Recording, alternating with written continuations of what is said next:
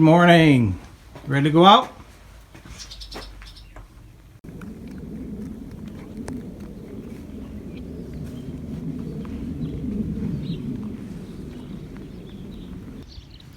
Hey friends, welcome back to Goodale Farm.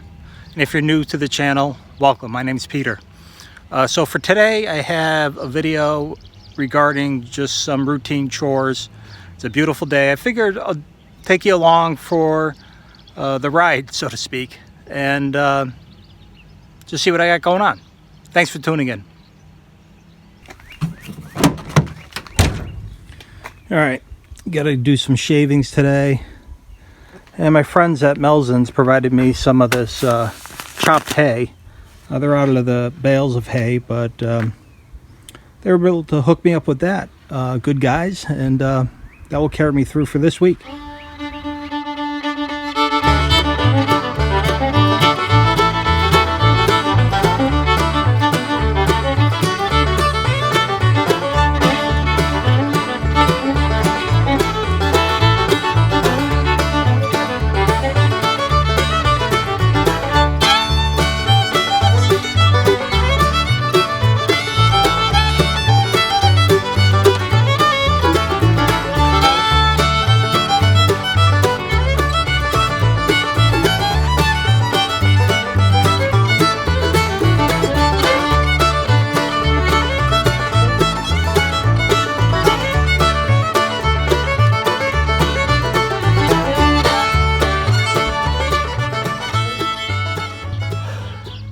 Okay, it was good to get that cleared out. It's been a few weeks since I cleared this stall out. Probably a week behind, but she's been spending a lot of time out in the pasture and doesn't get dirty that much. So anyway, glad to get that done. I do need to take these shavings out from over here. It's getting to be fly season, and you don't want that stuff piled up, because the flies get really bothersome, and they like that compost stuff. So I have to get the tractor ready. Let's go take a look over there, see what I got going on. Yeah, so since my last few videos, I picked up a new piece of equipment. Picked up this 4-foot rototiller. Got a great deal on it from a good guy locally. It's a 4-foot that I already worked it a couple times, and it works ideal. But this video isn't about the rototiller. I'll do a different one on that one. But point is, I have to take this off. I don't have to, but I'm going to take it off so I'm not hauling it around when I do those shavings from the barn. And then also, I need to do something relative to this sway bar. You could see here, you know, you can see that hole. There's normally a linkage that controls the sway of that back and forth. You can see it on this side here. This stabilizing arm or bar turnbuckle is needed on that side. I lost it the last year. I don't know, it's somewhere. But I'm gonna try to piece together some hardware that I have in the garage, see if I could make that work. But first I got to remove the rototiller.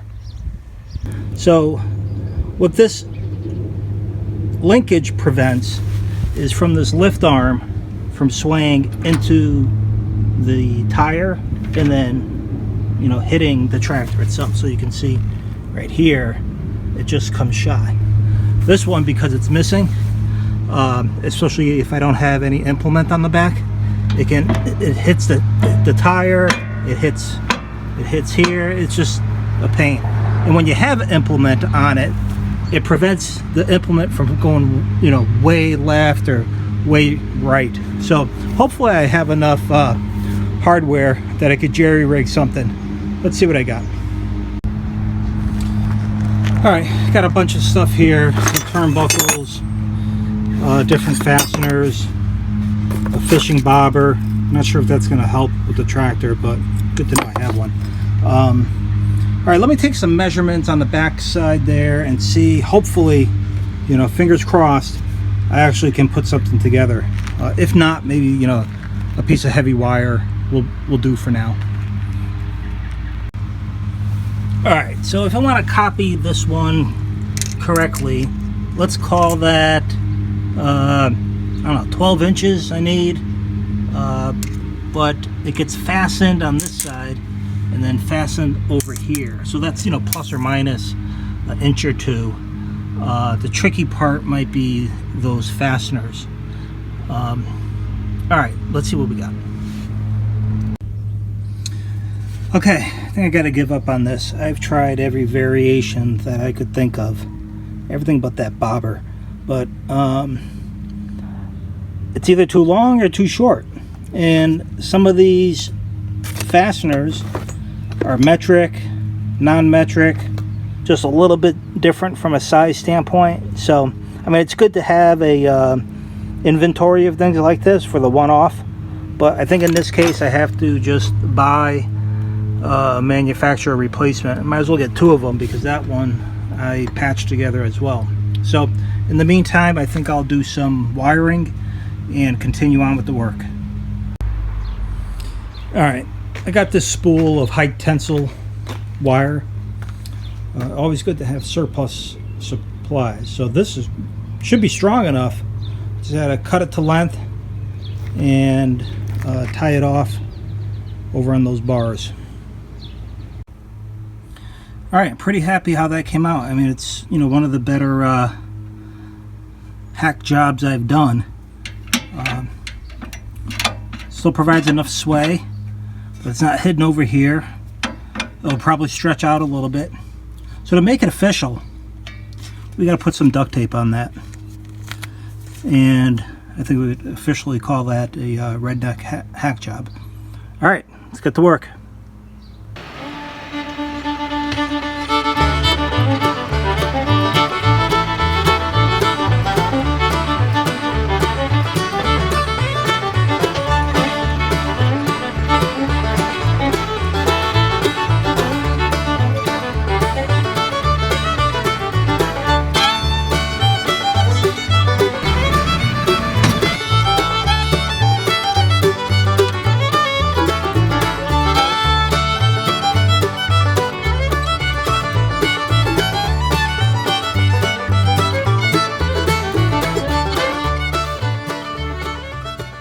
Okay, we got this cleared out pretty good now. I think we can move on to our next project. That should be good for a while. All right, on to the next. So here I am in the middle of the yard, and I come upon the remnants of looks like a robin's egg. Now, if you've ever seen a bird's egg, like in the middle of nowhere, you have to keep in mind, birds, they really don't know sometimes when the egg is ready to be hatched. So they got to go about their business.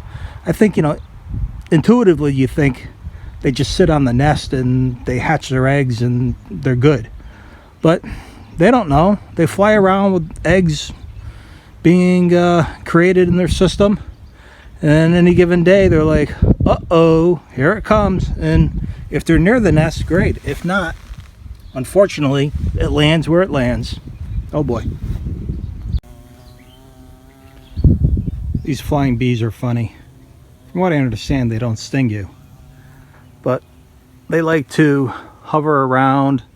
I think that what they call them, carpenter bees. These are the kind that maybe drill into...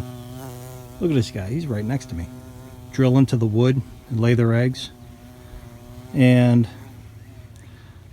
you know, the fact that they don't sting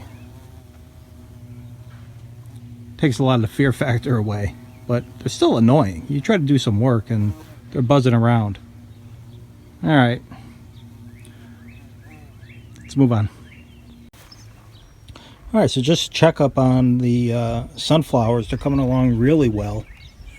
You know, I think I'm going to have to write off these other compartments here that were you know, combination of eggplant and herb and some of the other items I planted. They don't seem to be coming up the exception of these here, they seem to be continuing to grow. But what I did do, my daughter provided and bought me some additional sunflower seeds, so I have them starting in this bin here. I spread them out. I figure once they start sprouting, they're probably an inch or two tall. I'll take them out of this bin and plant them throughout the yard. It's pretty neat. All right, so here's a tag sale find. I was out walking today, had a few dollars in my pocket, and a friend down the street having a tag sale, and was able to pick this up at a good price. It's an old-time block and tackle. I'll have to do some research online to see how to best use these type of contraptions, but the way I understand it is you can double and triple the amount of lever or pulling strength by using this pulley system. So it's pretty neat. I mean, at minimum, it's a nice antique piece to get. I don't know if how antique it is. I maybe go back to the 40s or 50s. It's, you know, cast iron with no markings on it, so it was hard to tell. But I'll clean it up, put some oil and lube on it, and get it ready for when I need to use it. Glad I found it. I'm happy to report the weather vane is sticking. So good news is, after a few weeks, it was about a month or so, I put that up there, and I had to use the liquid nails. It seems to be holding pretty well. So I'm crossing my fingers, hoping that it's on there for good. All right, one last project for today's video. I gotta go inside, get something to drink, otherwise I'm gonna collapse. But the next one, it's a nice, simple project, and one I always look forward to.